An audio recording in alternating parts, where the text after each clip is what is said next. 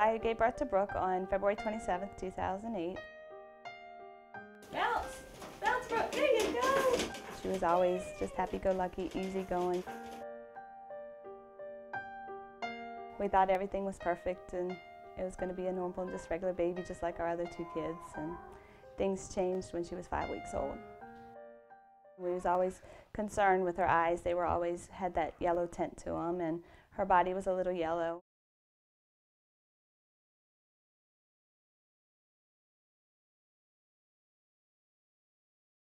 Bile cannot get from the liver where it's produced into the intestinal tract where it belongs, and that backup of bile in the liver damages the liver.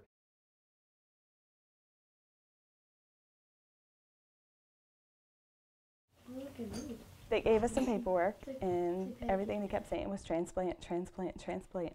You want to save your baby's life. You want to do everything you can. So when we found out we couldn't do that, it was heartbreaking. So we were kind of like sitting in the exam room. What are we going to do? You don't know if someone's going to step forward. You don't want to ask anybody to do that. The hardest part was accepting that my child was sick, accepting that she had this disease that there's no cure for, accepting the fact that she was going to have a transplant. So I just prayed every day that God's will would be done.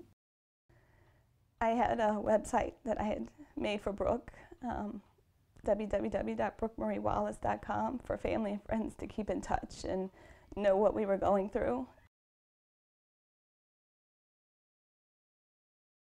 And on the bottom it just said the requirements for somebody if they wanted to be tested, between 18 and 55, certain weight, blood type.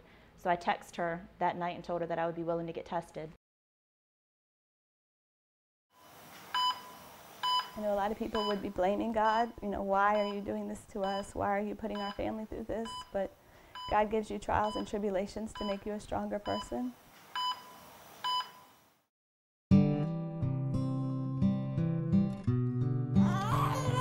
Okay, I'm sorry. Look, there's Dr. Kaufman. Well, I think she's in good shape right now. Her transplant function is very good. And her coloring looks great. Yes. She's nice and pink. Yeah. See, we like Auntie's liver, huh?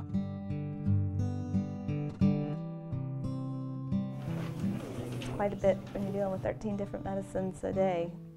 Morning and then night and then some during the day. But it's part of our norm now, and we just take it as it comes. At least we have our baby and she's alive. It's a life or death situation.